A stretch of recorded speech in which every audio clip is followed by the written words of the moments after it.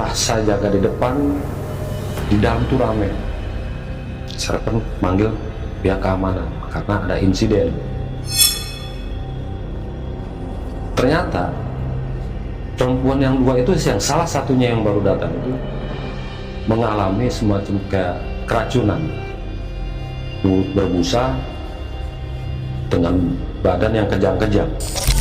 Selang 5 menit kemudian, tepatnya di jam 3:15 ada suara merintih.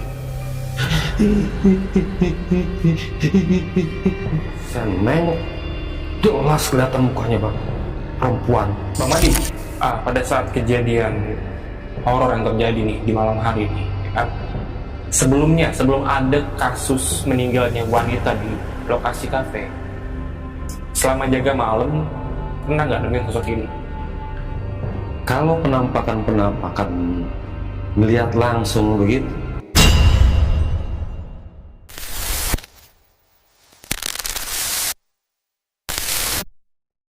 Assalamualaikum warahmatullahi wabarakatuh. Selamat malam warga bumi. Balik lagi sama gue John Arya di Titik Koma.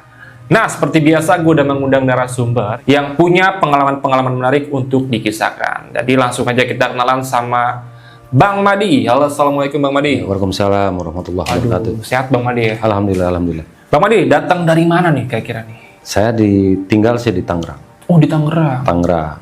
Di daerah mana Tangerangnya? Di daerah Kampung Wadas. Kampung Wadas. Ciledug. Ciledug. Ya. Untuk warga Tangerang, ada warga Tangerang di sini nih. Bang Madi, ini mau menceritakan kejadian katanya waktu berprofesi sebagai security, betul ya? Iya, betul. Di salah satu mall yang ternama. Iya. Oke, itu tahun berapa kejadiannya? Kejadian sih di tahun 2016 ya. 2016. Iya. Wah, ini saya sengaja memang belum mendengar kisahnya karena saat ini tuh saya lagi nggak kepengen untuk ngedenger langsung dan narasumber, jadi pengen surprise aja. Ini kita memang beneran belum ngobrol sama sekali Bang ya. Ya. Dan ini sifatnya dadakan banget.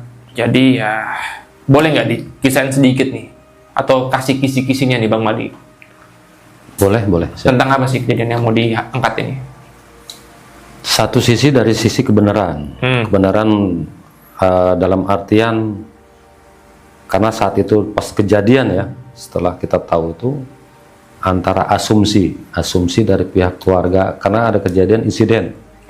Iya, salah satu customer tamu kita nih mengalami keracunan, gitu, keracunan dan akhirnya meninggal.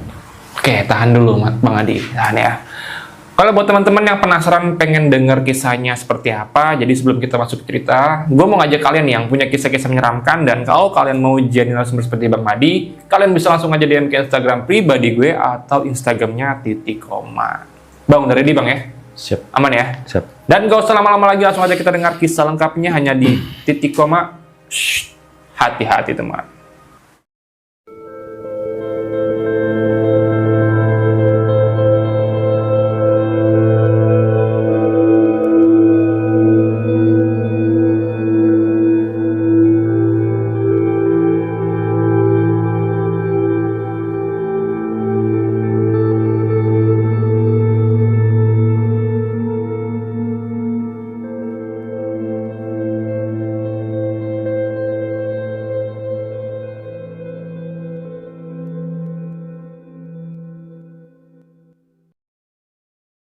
Bang Madi, gimana Bang cerita lengkapnya Bang? Jadi di tahun 2016 itu secara kebetulan saya sebagai security di salah satu restoran dan kafe yang cukup ternama lah. Karena di kalangan itu cuma kafe dan restoran itu yang tamu dan pengunjung itu banyak. Dan semua orang juga udah pasti kenal. Adanya di daerah Jakarta Pusat, lebih tepatnya sih daerah Tanah Abang, di suatu mall gedung. Dan saya sebagai security di situ sudah hampir kurang lebih 2 tahunan lah ya, 2 tahunan jadi security, yang mana security ini dibagi shift-shiftnya. Jadi 2 hari shift pagi, 2 hari shift malam, 1 hari libur, terus continue gitu. Di sana tuh kita sebutlah kafe yang cukup ternama, saya jaga di situ dengan kapasitas ada bar, ada kafe juga. Kita operasional seperti biasa, tanpa ada kejadian hal-hal yang aneh. Tiap Sabtu malam Minggu itu, weekend itu selalu ada live musik gitu. Selain dari DJ atau band yang sudah tentu udah terkenal lah band-bandnya juga. Suatu saat di tahun yang sama 2016 juga, di saat saya jaga pagi, itu datang perempuan sendiri tanpa reservasi, dia langsung masuk ke dalam sesuai dengan SOP kita sebagai security. Ya kita jaga. Gimana pun caranya tamu tidak boleh masuk tanpa reservasi dan seizin dari pihak keamanan. Saat itu saya tegur lah, mohon maaf Mbak, izin, ini udah reservasi atau belum? Ternyata dia cuma bilang, saya mau lihat-lihat doang Pak. Oh mohon maaf, kalau cuma lihat-lihat doang nggak diperkenankan, tidak boleh. Kecuali mau minat makan atau minum di sini, silakan reservasi dulu ke resepsionis. Udah saya tegur begitu, dia keluar. Cuma saya sebagai keamanan merasa curiga. Kok aneh, biasa customer sini tuh, tamu-tamunya tuh selalu reservasi dulu baru masuk. Ini kok main sengonong masuk aja. Dari keanehan itu saya berkoordinasi lah dengan server dan karyawan dari kafe itu, koordinasi. Saya bilang tolong dipantau orang ini, karena nggak biasanya customer kita itu main masuk-masuk aja. Setelah saya udah ngobrol sama server, sama helper, saya ke depan lagi. Saya pantau nih orang yang tadi. Ternyata dia lagi telepon. Saya juga nggak tahu telepon siapa, karena tidak lama dia datang ke saya lagi, Pak, saya mau reservasi. Saya arahkanlah ke resepsionis. Setelah reservasi, dia mau lihat tempatnya, saya antar ke tempatnya. Dia dapat table, dan ternyata selang 5 menit, itu di jam 4:10 ya, dia dapat table. Selang 5 menit, dia nanya lagi ke saya, minta pindah. Secara otomatis kan kita harus koordinasi dulu sama server, mau pindah di mana, kan gitu. Karena table-table di dalam itu, kalau sudah direservasi sama orang lain itu nggak bisa untuk dipindah atau digeser, terkecuali kita komunikasi lagi sama si yang reservasi itu. Dia minta di hook yang pojok. Saya bilang, Mbak, ini tempat udah view-nya enak, deket ke bar, ke barista, ke restoran juga deket, enak lah kondisinya. Cuma nih saya bingungin orang maunya di pojok. Ya udah, tanpa pikir panjang, saya juga tanya ke resepsionis, ternyata table yang dimau itu memang belum ada yang reservasi. Akhirnya pindahlah dari table yang udah direservasi sama yang dia minta. Setelah dia minta, ya saya tinggal, karena kewajiban saya kan tidak mengurus itu aja. Saya ke depan lagi untuk menyambut tamu-tamu yang datang lagi. Banyak juga yang datang reservasi, saya arahkan lagi ke resepsionis. Saya sebutlah namanya, inisialnya J ya. Inisialnya J ini pesan kopi. Dia bilang 2. Loh, pas dia pesan kopi itu temennya belum datang. Gitu, temennya ini belum datang. Dan saya tanya, Mbak, kok 2? Kan orangnya 1. Oh, teman saya lagi OTW. Oh, siap, saya bilang. Saya tinggal lah. Nah, kopi datang, dia jalan. Dia diri jalan ke arah bar. dengan mau main-main HP ya. Dimain HP waktu itu, dimainin HP. Nah, kita nggak ada curiga gimana-gimana. Sampai temennya pun datang di jam 5:05 itu, jam 17:05, datang ke dia, ngobrol di tempat itu sampai kopi udah siap. Selang 10 menit kemudian, setelah saya jaga di depan, di dalam tuh rame. Saya pun manggil pihak keamanan karena ada insiden. Ternyata perempuan yang dua itu, yang salah satunya yang baru datang itu mengalami semacam kayak keracunan, mulut berbusa dengan badan yang kejang-kejang. Yang kejang-kejang di situ dengan image atau orang menilai itu, wah ini keracunan. Sesuai dengan SOP security, akhirnya saya ke bawah. Di basement itu secara kebetulan ada ruang untuk P3K, pertolongan pertama jika di mall itu ada hal-hal yang bersifat kayak sakit atau urgent, bisa dibawa ke situ. Akhirnya saya izin ke dokternya, saya minjem kursi roda karena ada pasien yang harus saya bawa kemari secepatnya. Akhirnya diizinin, saya berangkatlah, saya ambil tuh kursi roda. Nah, saya bawalah si pasien ini, saya gotong, saya bopong masuk ke kursi roda, saya bawa ke bawah, ke basement. Sampai bawah, karena sudah ada keluarganya juga yang datang. Karena pihak dari kita tuh, manajemen kita langsung menelepon ke pihak keluarganya. Siapa yang bisa dihubungin, dan ternyata cepat ada yang datang, salah satunya mungkin bapaknya. Nah, tugas saya selesai sampai situ, saya naik lagi ke atas, tempat kerja saya, jaga seperti biasa. Dan kita nggak punya pemikiran apa-apa, sampai si pasien itu dibawa ke bawah itu, tidak punya pikiran ini akan baik, atau ini akan gimana, kan gitu. Kita bekerja sesuai dengan SOP masing-masing. Yang server tetap melayani tamu-tamu, saya juga security, jaga di depan.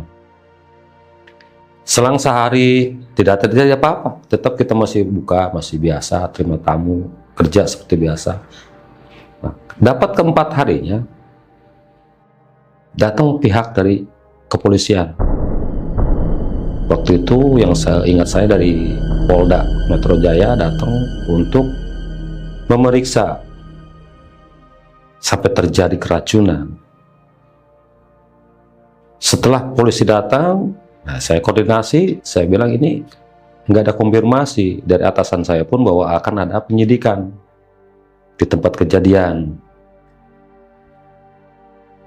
Ternyata ada laporan dari pihak keluarga bahwa si korban yang saya tolong itu, saya bawa ke bawah, meninggal akibat keracunan. Dan ternyata saya koordinasi ke atasan, diperbolehkan, terus pihak manajemen juga memperbolehkan. Ujung-ujungnya kafe tutup untuk sementara karena ada olah TKP. Karyawan atau orang-orang yang berhubungan dengan kejadian waktu itu pun dipanggil. Dari server yang melayani orang itu, dari baristanya, dari helpernya, termasuk keamanan saya waktu itu yang jaga. Dipanggil lah sampai ke kantor Polda. Di BAP sampai 3 hari itu kita nggak pulang. 4 harinya kemudian saya pulang, saya jaga lagi seperti biasa. Dan itu ternyata berbuntut panjang dan viral saat itu. Viral saat itu. Karena masuk ke persidangan. Yang konon katanya, dari dua pihak itu, dari kalangan berada atau konglomerat pengusaha. Dari pihak yang korban sama yang pelakunya. Jadi benar-benar viral ya. Itu media massa sampai menyoroti semua, dari semua, baik televisi maupun elektronik atau sosmed, itu ramai saat itu ya. Semua yang terlibat dipanggil, semua juga ada di BAP dan ikut persidangan. Karena mengasumsi dari pihak kafe kita ini, Cafe O yang ada di Jakarta Pusat ini, sebagai tersangka yang mengakibatkan salah satu pengunjung atau tamu meninggal dunia akibat minum kopi. Selang berapa minggu kemudian, dengan kebijakan dari Polda bahwa kafe kami disuruh tutup sementara sampai kasusnya benar-benar valid. Berjalannya waktu, ternyata pihak Polda menetapkan tersangka yang syukur alhamdulillah bukan dari pihak kafe. Ternyata pelakunya itu yang berasumsi kita sebut si J ini sebagai tersangka sampai masuk persidangan. Dari pihak KPK di sini merasa bersyukur karena bukan kelalaian dari pihak kafe atau salah racik bisa mengakibatkan nyawa orang lain meninggal. Kita bersyukur walaupun ditutup sementara. Namun saya sebagai security tetap jaga, yang mana tiap minggunya itu ada fogging untuk nyamuk ya, hama-hama dari salah satu pembersih lah yang ada di Jakarta. Tetap kita pantau, tetap saya masih jaga sesuai SOP. Apabila operasional kafe itu tutup, semua fasilitas maupun baik listrik ataupun yang mengandung listrik itu dipadamkan. Listrik kita padamkan sesuai jam kerja saya, dan operasional kafe itu biasanya jam 10 itu udah closing. Udah close, jam 11 bubar. Kecuali weekend ya, kalau weekend itu di atas jam 12 baru close. Suatu waktu saat saya sedang jaga, kebetulan saya dapat jaga malam. Pas di hari Selasa, berarti malam Rabunya itu saya jaga dari jam 6 sore, jam 18 sampai jam 6 pagi. Pas di jam 10 sesuai SOP, saya matiin semua lampu. Jadi kondisi kafe itu, restoran itu udah gelap. Yang nyala itu cuma dispenser sama yang pendingin aja, karena kan ada daging yang mesti tetap diawetkan di mesin pendingin. Semua gelap. Saya jaga tetap, berhubung kita tidak ada pos di situ, nah saya jaganya di pintu keluar karena pintu masuk itu sudah dikunci. Pintu keluar kita arah mau ke jalan raya, bukan masuk mall. Saya tepat di jam 12:30 lagi bikin laporan, karena tiap jam itu kalau security pasti di grup itu pasti bikin laporan kondisinya gimana. Nah, saya bikin laporan di jam 12:30.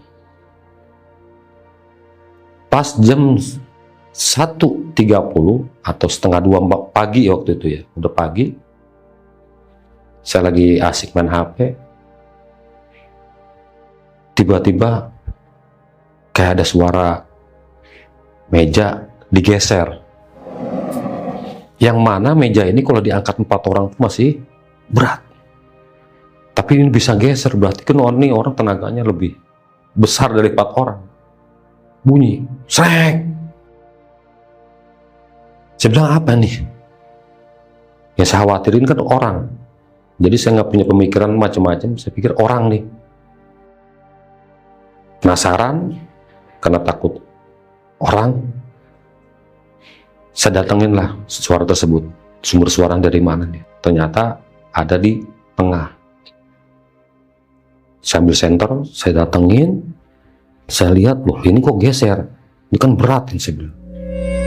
Dan itu jaraknya benar-benar kegeser setengah meter. Oh ya, setengah meter, berat itu meja. Saya juga mau balikin lagi karena kondisi 1 orang itu nggak mungkin, karena yang jaga waktu itu persib itu 1 orang. Saya pikir ada besok aja deh. Cuma saya penasaran ini siapa yang geser. Saya serot satu-satu, nggak ada satu pun, nggak ada apa-apa. Sampai 5 menit kemudian, dari pas meja itu bergeser, itu ada bunyi bel. Yang mana tuh bel itu kalau ada orang reser mesan, kalau sudah ready biasanya tuh si chefnya atau bagian cookingnya pencet itu bel, ting ting ting ting ting ting gitu. Dan itu harus dipencet, gak bisa kesentuh, walaupun kesentuh nggak bakalan bunyi, tapi harus dipencet. Loh, ini siapa yang mainin? Ting ting ting ting ting ting. Beberapa kali saya center lagi, nggak tahunya ada anak kecil bang lagi mainin. Dia anak kecil duduk di situ di area bar, dia duduk mainin ting ting ting ting. Spontan saya teriak, "Woi, siapa tuh?" Sambil saya baru gegas, saya samperin. Loncat itu anak kecil. Saya uber, karena larinya ke kitchen. Dengan kondisi gelap, saya center. Sampai di kitchen, saya nyalain lampu. Tiap sudut saya cari, nggak ketemu bang. Nggak tahu tuh anak kecil kemana larinya. Cuma waktu itu saya nggak punya pemikiran yang macam-macam, yang aneh-aneh. Saya pikir, udah deh. Cuma mungkin halusinasi saya, itu gimana, tapi jelas itu kedengeran ting ting ting ting, dan saya ngeliat jelas anak kecil itu nggak ada. Mukanya kelihatan bang?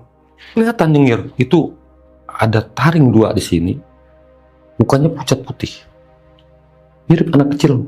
Kalau dilihat dari jenisnya mungkin laki-laki, cuma kecil, bersih.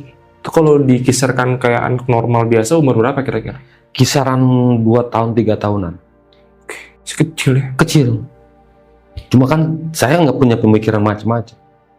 Saya nyalain semua, akhirnya nggak ada. Saya bikinlah di grup. Karena saat itu kalau ada insiden atau kejadian, lapor di grup. Saya share. Banyak komen. Ada yang nakut-nakutin, ada yang ini kayak itu. Udah saya anggap panggil lalu. Sematin lagi. Sematiin lampu di kitchen. Dan saya balik lagi nih ke meja utama yang geser itu. Karena merasa penasaran. Kok bisa ada siapa yang geser berat sebegini ini meja. Selang 5 menit kemudian, tepatnya di jam 3:15 menit, ada suara merintih. Suara perempuan. Lebih persisnya seperti gini sih ngerintinya. Mungkin nangis tertahan.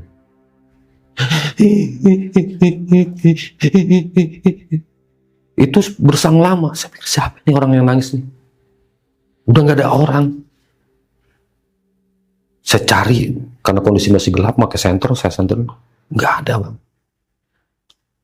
Masih kedengeran begitu lagi. Yang setahu saya, kata orang tua dulu, kalau ada hal-hal aneh begitu, suaranya deket atau kenceng, berarti orang itu atau jenis itu tuh jauh. Tapi kalau ini sebaliknya, kalau yang suaranya samar cuma jelas, biasanya deket. Ternyata bener bang. Begitu saya ingat ke situ, saya nengok, jelas kelihatan mukanya bang, perempuan. Cuma mukanya aja nggak ngeliat ke saya, dia nunduk depan saya. Ternyata saya nengok, saya senter, benar. Kalau saya sekilas lihat, mirip sama orang yang saya bawa didorong gitu. Yang saya bawa, saya dorong ke bawah basement itu, akhirnya sampai meninggal. Itu saya begitu ingat, antara takut, bingung, nggak tahu saya mau ngapain. Sampai kaki ini nggak bisa bergerak. Mau lari tuh nggak bisa, mau ngucap pun nggak bisa. Buluk-buluk merinding di sini berat. Saya udah nggak tahu rasa. Menggigil, keringat juga udah keluar. Mau apa juga nggak tahu. Mau lari nggak bisa, teriak nggak bisa. Tiba-tiba HP saya bergetar. Itu yang bikin saya sadar lagi. Saya ngucap astagfirullahaladzim. Saya lihat lagi udah nggak ada bang. Perempuan itu udah nggak ada. Suara nangisnya pun nggak ada. Sebergegas langsung ke pintu keluar. Saya keluar dari ruangan itu, saya nenangin diri, saya lihat HP, ternyata kok saya nggak ada laporan. Karena kita laporan itu tiap jam tuh laporan di grup, laporan situasi. Nah, kok ini saya ngeblank, katanya sejam ini nggak ada laporan. Buat saya perasaan sebentar itu waktu. Tapi ternyata di grup itu 2 jam saya nggak ada laporan. Jadi saya ngalamin hal-hal melihat yang kecil, anak kecil lari itu, ternyata itu berjam-jam. Gila. Perasaan saya cuma sebentar. Yeah. Dan saya sadar itu sepenuhnya pikiran saya dan nggak ada dengar lagi macam-macam itu saat di jam 4.15 karena waktu udah mau menjelang subuh. Karena banyak juga dari masjid dengar toa tuh suara azan, suara yang tahrim ya, salawatan. Di situ saya mulai kumpul lagi tuh keberanian saya, ingatan saya, perasaan saya. Saya ingat lagi nih, siapa sih? Tapi kok mirip yang saya bawa gitu. Masih penasaran, masih bingung. Dalam keadaan kalut bahasanya gitu, ngeblank begitu. Sambil saya nunggu hapusan saya di jam 6. Lama saya duduk sambil nyari kopi lah gitu, biar tenang pikiran. Nah besoknya tuh pas di jam 6, sebelum jam 6 teman saya udah datang, hapusan saya, sipan saya. Ngobrol seperti biasa. Nah saya cerita, saya bilang, bro, lu ada yang aneh nggak selama lu jaga kalau malam? Karena kan dia pagi. Nah besoknya kan harusnya dia yang malam kan. Dia cuma ketawa bang. Dia ketawa, dia masuk salin, begitu udah rapi, serah terima tugas, ada yang nyolek. Emang ada apa? Nah saya cerita, lihat anak kecil lari-larian main bel itu di ruangan bar tender, terus ngeliat perempuan. Dan ternyata bang, dia pun ngalamin bang di saat jaga malam, karena kan kita 2 malam 2 pagi. Sebelum kejadian dengan saya, ternyata dia duluan udah ngalamin, cuma dia nggak cerita sama saya. Begitu saya cerita, dia baru kasih tahu. Setelah itu kita ajak ngobrol sama dia, gimana solusinya, kan begitu. Nggak mungkin kan kita jaga kalau diteror begini, saya bilang gitu. Ya udah kuat-kuatin aja, karena udah tugas sama kewajiban kita sebagai security, jangan takut. Ya gimana nggak takut, kita udah dijogrokin, udah ditongkrongin begitu, gimana? Udah jalanin aja. Nah waktu saya tinggal 1 malam lagi jaga buat besok gitu. Udah saya pulang lah. Pulang karena ngantuk. Biasa saya cerita sama istri, saya nggak cerita.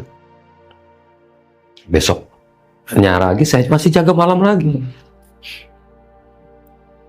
Kejadian lagi.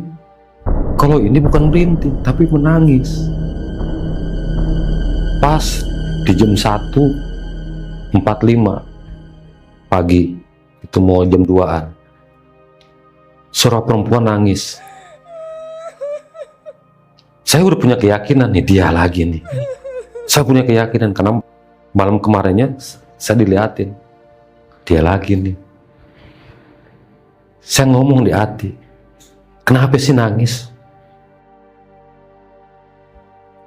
Tiba-tiba kedengar suara nih, tolong saya.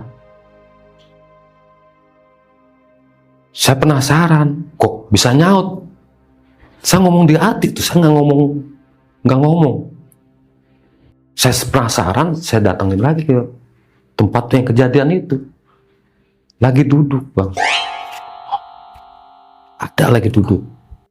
Sesuai yang saya lihat, yang saya dorong itu, saya kasih nama M lah, karena dia itu korban. M. Antara berani sama takut, campur tuh bang. Tetap kaki saya itu mengelangkah ngedeketin dia. Saya juga nggak ngerti kenapa itu bisa ngedeketin dia, kaki saya ngelangkah. Spontan ini mulut, saya nanya langsung, kenapa nangis? Yang tadinya saya ngomong di batin, saya ngomong, kenapa nangis? Dia ngomong katanya diracun. Sama siapa? Dia nggak jawab. Saya tanya lagi, maunya apa? Udah pagi nih, jangan ganggu. Kita udah beda alam. Dan dia cuma ngeliat saya. Nah, saat itu baru ngeliat saya tuh, mukanya jelas. Ngeliat saya, cuma bilang terima kasih. Dia cuma ngomong begitu aja. Tiba-tiba seperti kedengeran suara buar gitu. Saya juga nggak tahu tuh apa jatuh dari atas sampah apa bunyi itu di atas. Karena kalau benda apapun kalau jatuh biasa bunyi itu dar. Nah, saya kaget, saya ngeliat udah nggak ada, Bang. Si perempuan itu yang depan itu udah nggak ada. Buru-buru lah. Yang biasanya satu kontrol tiap jam tuh muter ke bar, ke kitchen. Karena udah ngalamin begitu, saya udah nggak pernah kontrol. Paling sekilas saya ntar udah saya masuk keluar lagi ke pintu keluar. Sambil saya tanya-tanya, kenapa sih? Kok dia diracun? Kenapa sih dia kok bilang terima kasih? Masih berkecamuk di otak nih. Kenapa nih? Saya lelah juga, mungkin kurang tidur. Terus kemarin juga ada panggilan yang dari Polda juga, diinterogasi masalah kejadian. Mungkin kondisi lelah lah. Saya duduk di sofa itu, saya tiduran, Bang. Saya ngimpi persis perempuan yang meninggal itu. Nah, di mimpi saya itu banyak cerita panjang lebar. Tidak seperti yang saya lihat waktu pas benar-benar nyata saya sadar. Jadi mimpi sampai sadar itu bedanya jauh benar. Di mimpi itu dia bercerita, dia kenapa meninggal, dia kenapa diracun, dia kenapa sampai bilang terima kasih ke saya. Dan ternyata temennya lah yang meracun. Dan saat itu pun banyak di media sosial, temennya itu si J itu jadi tersangka dan divonis hukuman 20 tahun penjara apa berapa tahun saya lupa lagi itu. Dan dia juga mengucapkan terima kasih ke saya karena saya udah nolong dia sampai bawa ke tim medis di bawah basement itu. Oh, Gitu. Jadi ucapan terima kasih gitu. Ya, saya nggak bisa ngomong apa-apa. Nah, selang 6 bulan kemudian karena kita disuruh tutup sama pihak Polda selama 6 bulan. Nah, selang bulan berikutnya kita prepare lagi, Bang. Prepare karena mau buka lagi kan gitu. Buka lagi dengan kondisi kafe udah tidak semeriah dulu.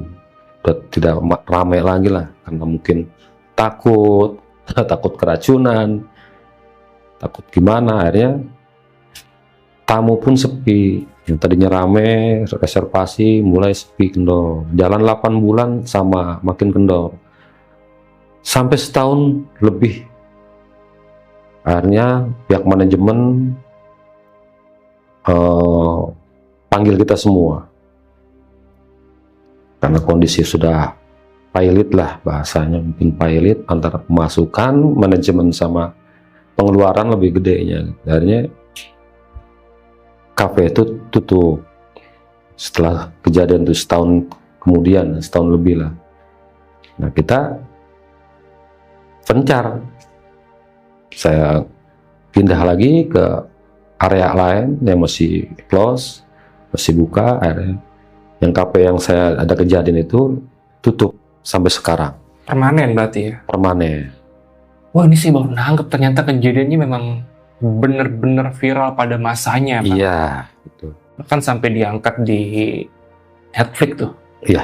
Saking viralnya. Wah, asli men, gue beberapa kali sempet terbawa suasana ya, karena kebayang banget sama kejadian yang terjadi gitu. Seolah-olah tuh gue berada di sana. Jadi sempet merinding tadi ketika si Bang Adi ini melihat sosoknya, apalagi pas bagian tadi meragain Rinti itu, merinding tadi Bang, saya Bang, sumpah Bang, gila sih.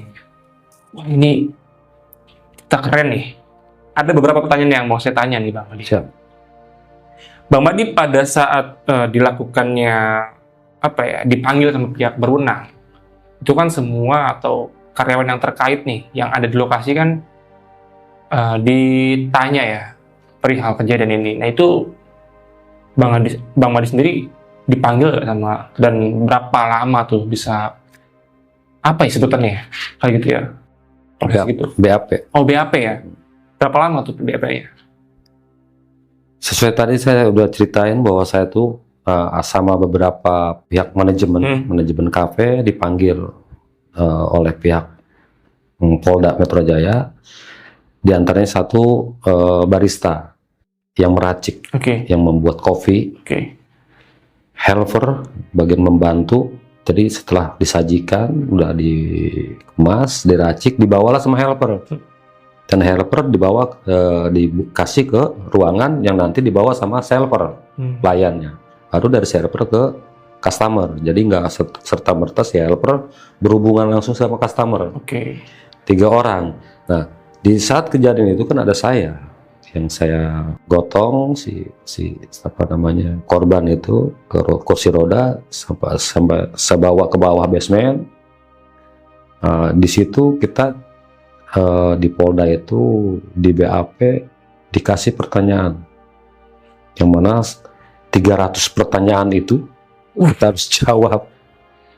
Kita jawab 300 pertanyaan itu, dan itu berulang-ulang karena untuk meyakinkan bersalah tidaknya berita atau hasil itu benar-benar atau enggaknya, yaitu diulang-ulang sampai 3 hari. Jadi selama 3 hari itu dengan sehari itu 300 pertanyaan itu udah bikin kepala mumet, kepala pusing. Wah, gitu. Jadi selama di Polda itu proses BAP 3 hari dengan sehari 300 pertanyaan. Berarti pada saat kejadian, setelah kejadian si korban ini meninggal ya Bang ya, itu operasional kafe bisa berjalan tuh ya? Awalnya ya, pas kejadian sampai 2 minggu ditarik itu, sampai ada olah TKP pun kita masih operasional. Selama 2 minggu tuh ya? Iya, 2 minggu. Dan tutup 6 bulan, lalu sampai seterusnya 6 bulan lagi? Iya, ditutupnya itu pun karena udah ada tersangka. Gitu. Karena ada asumsi publik tuh saat itu viralnya kan begini. Ini KP ini yang salah. KP ini yang lalai. Sehingga orang ini keracunan yang mengakibatkan korban jiwa. Betul. Maka dari pihak si korban menuntut pihak kafe. Makanya kita ini semua itu yang terlibat dipanggil oleh pihak berwajib karena ada tuntutan yang dari pihak luar ke pihak kafe. Setelah diklarifikasi dengan adanya bantuan CCTV juga, dengan pengacara juga, akhirnya kita dibebaskan karena tidak terbukti. Betul. Ada kelalaian, entah dari baristanya, dari helpernya, atau dari servernya, atau dari manajemennya, dari bahan-bahan yang diracik buat diminum sama seseorang itu, kita nggak ada indikasinya bersalah. Sampai ditetapkannya jadi ada tersangka, barulah kita tutup. Ini lebih ke ketiban sial aja sepertinya Bang. Ya. Jadi karena ada kasus ini, kafenya tutup, bahkan sampai karyawan-karyawan lain tuh dirumahkan. Bang Madi, pada saat kejadian horor yang terjadi nih di malam hari nih, ya kan? Sebelum ada kasus meninggalnya wanita di lokasi kafe, selama jaga malam, pernah nggak nemuin sosok ini? Kalau penampakan melihat langsung begitu, belum ada. Cuma dengar suara-suara brag atau suara air itu pernah gitu ya, bunyi krek gitu pernah. Tapi kalau langsung melihat yang perempuan duduk berdiri nangis merintih. Nah baru itu pas kejadian. Kejadian tuh ya. Iya. Oke, ini lagi-lagi dengan adanya kisah ini bukan bermaksud untuk mengungkit kisah lama yang pernah terjadi, tapi ya hanya sebagai pembelajaran kalau ternyata kejadian itu ada dan ada orang yang mengalaminya, dan Bang Adi lah orang yang mengalaminya langsung ya Bang ya. Iya. Bang Adi, sekali lagi terima kasih banyak sudah mau mampir ke Titik Koma dan menceritakan kejadian yang terjadi nih. Jadi ya, selagi-lagi ya kita turut berduka juga ya atas kejadian ini ya, karena sempat viral sekali, bahkan sampai lama banget tuh prosesnya tuh ya. Iya, sidangnya baru bulan-bulan. Sampai saya juga sempat bosan juga setiap nonton TV, ini lagi beritanya, nonton TV, ini lagi beritanya, ini kapan ditetapkannya nih, kapan ditangkapnya. Tapi setelah udah ketangkep ya, dan melakukan proses hukum, ya udah, kelar gitu aja kan. Sampai akhirnya juga si pelakunya udah menjalani hukuman ya, dan udah keluar kalau nggak salah ya. Iya, udah keluar ya. Udah. Halo Mbak, kabar? Bang Adi sekali lagi makasih banyak ya sudah mau kesini. Dan buat teman-teman yang punya kisah-kisah menyeramkan atau kejadian-kejadian yang mau diceritakan sama kita di sini, bisa banget. Jadi kalian bisa langsung aja DM ke Instagram pribadi kita atau Instagramnya Titik Koma. Dan kalau ceritanya menarik, nanti kita akan undang di sini. Bang Adi, ada pesan-pesan nggak nih sebelum kita closing nih Bang Adi?